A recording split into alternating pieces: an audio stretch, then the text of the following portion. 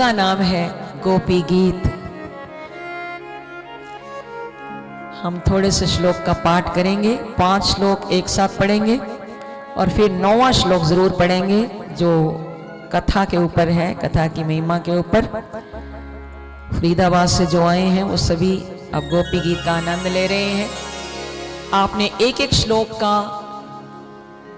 व्याख्या या अर्थ सुनना है। यूं तो गोपी गीत पर कोई बोल नहीं सकता है। गोपी गीत पर तो वही बोलेगा जिसका गोपी भाव होगा। ये भाव गोपियों का तो बहुत उच्च कोटि का भाव था। हम इस पर क्या व्याख्या कर सकते हैं, पर फिर भी आप सुनना चाहें तो YouTube प्रेम भाव चैनल पर हर संडे लाइव टेलीकास्ट होता है। एक एक मंत्र का, एक एक मंत्र को पहले पढ़ना सिखाया जाता है, फिर उसकी ट्यून बताई जाती है कैसे पढ़ा जाए, फिर उसका एक एक शब्द का मीनिंग बताया जाता है, किस प्रकार गोपियों ने इस श्लोक में भगवान की स्तुति गान की है। आइए सभी पाठ करें।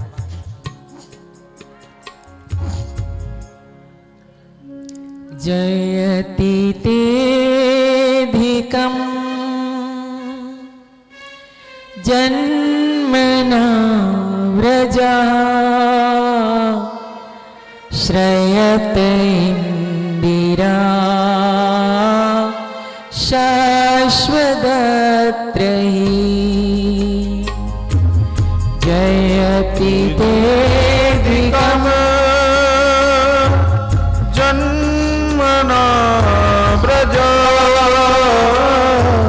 श्रयते इंदिरा शाश्वतत्रयी। दयत दृश्यतां दिक्षुतावकाश त्वयि धृता सवत् त्वां विचिन्वते।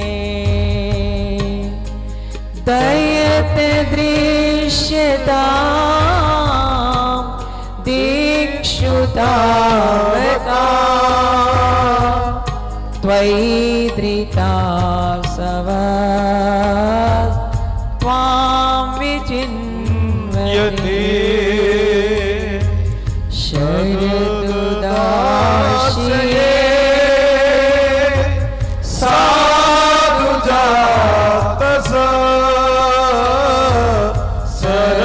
सरसिजोदर श्रीमुषाद्रस।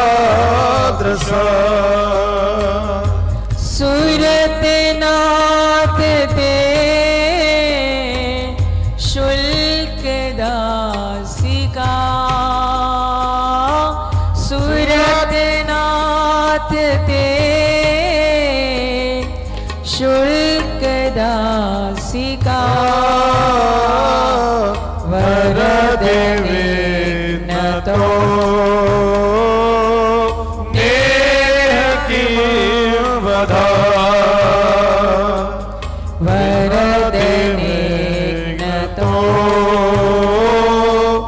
नेह किं वधा। विषजलाप्यात् व्यालराक्षसा वर्ष मारुता वेदकालिला।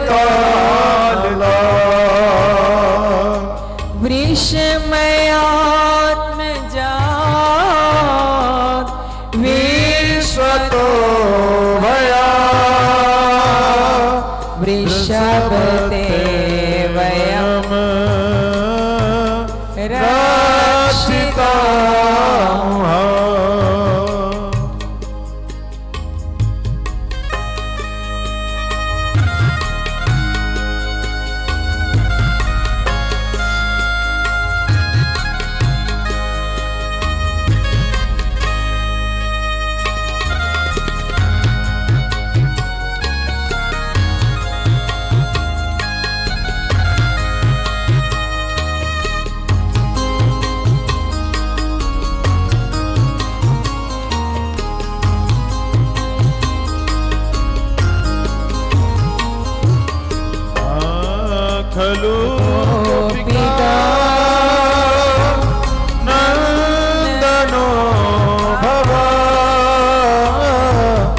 अखिल देहिना मंतरात्मदृक् विघ्न साधितो विश्वगुप्तते सखदेवान्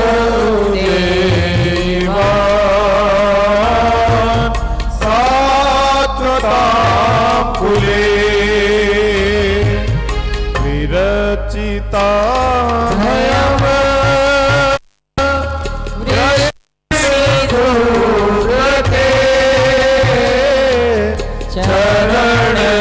चरणीयुषा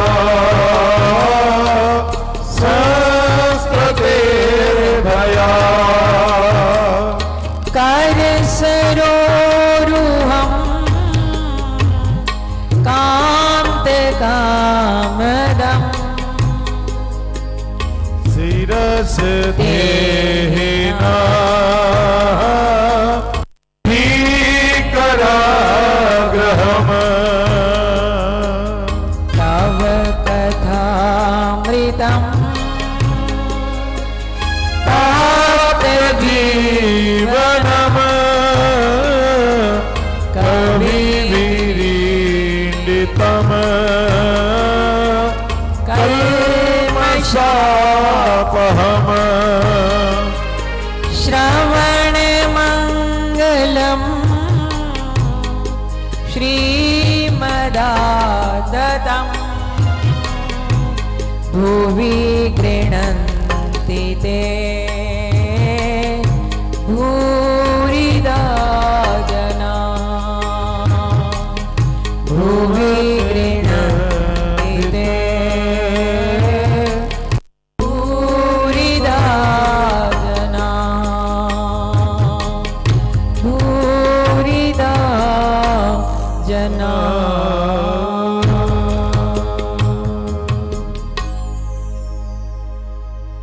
गोपियों ने रो रो कर ये विरह गीत गाया है। इसी का नाम गोपी गीत है, क्योंकि गोपियों का तन मन शाम का हो चुका था। वही तो गोपी है। शाम तन शाम मन शाम ही हमारो धन, आठों याम उदो हमें शाम ही सो काम है। उद्धव जी से भी गोपियां यही कहेंगी। इतना विरह भाव से गोपियों ने भगवान को चितारा, एक एक लीला का स्मरण किया। किस प्रकार हे प्रभु, हे कन्हैया, तुमने पग पग पर हमारी रक्षा की है। हमें सांप के विष से बचाया है, दावानल अग्नि से बचाया, इंद्र के कोप से बचाया। कैसे हमारे घरों में आकर आप माखन चोरी किया करते थे। किस किस लीला का हम स्मरण करें।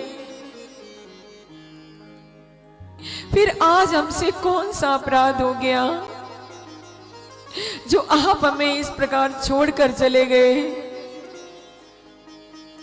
आप कहां हैं कृष्ण, हमारी परीक्षा मत लीजिए प्रभु। हमें वो पिछली बातें याद आती हैं, कैसे आपने हमारे साथ हंसी मखौली की थी, कितना हमें हंसाते थे आप, और आज हम रुदन कर रही हैं तो आपको हम पर दया नहीं आती। हे कृष्ण, दहित दृश्य दाम दिक्षुतावकाश, एक बार आके हमें अपना दर्शन दीजिए। जब तक आप हमें दर्शन नहीं देंगे हम यूं ही तड़पती रहेंगी। तुम्हारे लिए हमने अपना घर बार छोड़ा, हमें दर्शन दीजिए। हर मंत्र को कहने के बाद गोपियों ने यही प्रार्थना की, हमें दर्शन दीजिए। हम तो सब कुछ त्याग कर आपके पास आई हैं, तो मानो भगवान ने पूछा, इतना ही तड़प रही हो तो तुम्हारे प्राण तो भी नहीं छूटे? गोपियां बोली, हमारे प्राण हमारे पास हो तो छूटे, हमारे प्राण तो आपके पास है धरोहर के रूप में। जब तक आप जीवित हैं तो हमारे प्राण कैसे जा सकते हैं? और दूसरा कारण गोपियों ने बताया कि अब तक हम जीवित क्यों हैं? तव कथामृतम तप्त जीवनम, हम तो कब की मर गई होती, हमने तो कब का अपना शरीर त्याग दिया होता। अगर अब तक जीवित हैं तो केवल आपकी कथा का अमृत पीने के कारण।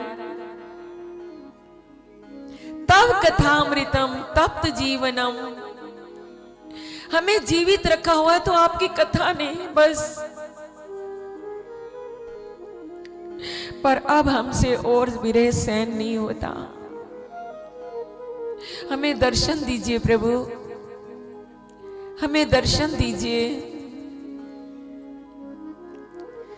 गोपियों ने बहुत विरह भाव से चितारा। आखिर कब तक भगवान छिपे रहते?